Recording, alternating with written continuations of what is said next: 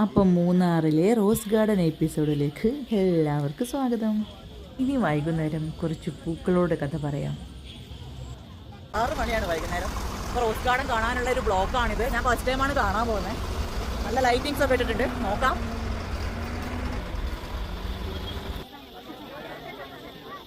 ഇതുപോലുള്ള കുറേ പൂക്കളും ചെടികളും ആണ്. നമ്മുടെ മൈസൂർ ബാംഗ്ലൂരൊക്കെ ഉള്ള പോലെ തന്നെ സംഭവമാണ്. രണ്ട് ഭാഗത്തും ഇങ്ങനെ നല്ല റോസാപ്പൂക്കളൊക്കെ. ബ്രിഡ്ജാണ്, അടിപൊളിയാണ്.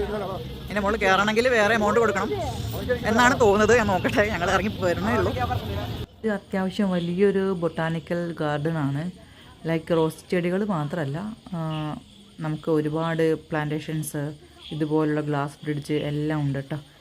ഒരു 2-3 മണിക്കൂർ മുഴുവനായിട്ട് നടന്ന് കാണാനുള്ളതുണ്ട്. സോ ഞങ്ങൾ രാവിലെ 4 മണിക്ക് വീട്ടിൽ നിന്ന് ഇറങ്ങിയതാണ്. വൈകുന്നേരം 10 മണിക്കാണ് പിന്നെ റിസോർട്ടിൽ കയറുന്നത്. സോ ഓൾറെഡി ടയേർഡ് ആയതുകൊണ്ട് അധികം ഒന്നും കാണാൻ പറ്റില്ല. പറ്റുന്നതൊക്കെ കവർ ചെയ്തു. ഇവിടുത്തെ ലൈറ്റിങ്സൊക്കെ അടിപൊളിയായിട്ട് ചെയ്തിട്ടുണ്ട് കേട്ടോ. ഇങ്ങനെ ആളില്ലാതെ ഫോട്ടോ എടുക്കാനും വീഡിയോ എടുക്കാനൊക്കെ കുറച്ച് കഷ്ടപ്പെട്ടു. അത്രയ്ക്ക് തിരക്കുണ്ടായിരുന്നു.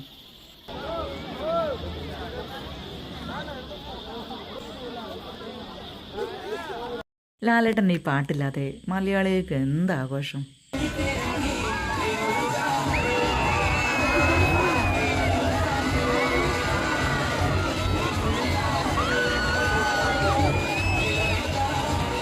ഇന്നത്തെ ട്രിപ്പ് ഇവിടെ തീർക്കുകയാണ്. ക്ഷീണമായി. ഞങ്ങൾ രാവിലെ തുടങ്ങുന്ന ഓട്ടമാണ്. നാട്ടിൽ നിന്ന് ഇറങ്ങിയിട്ട് റെസ്റ്റ് എടുത്തിട്ടേ ഇല്ല. ഇവിടെ അങ്ങനെ വലിയ കാണാൻ മാത്രമൊന്നുമില്ല. നമ്മുടെ മൈസൂർ ഊട്ടിയിലൊക്കെ ഇതിന് വലുതാണ്. പക്ഷേ ഇത് കുറച്ചുകൂടി ലൈറ്റിംഗ് രാത്രി ആയതുകൊണ്ട് ഡെക്കറേറ്റ് ചെയ്തിട്ടുണ്ട്. ഞങ്ങൾ അതിൻ്റെ മുകളിൽ കയറിയിട്ടില്ല. Glass bridge it's costly. അപ്പോൾ പിന്നെ അടുത്ത വീഡിയോയിൽ കാണുന്നവരെ ബൈ.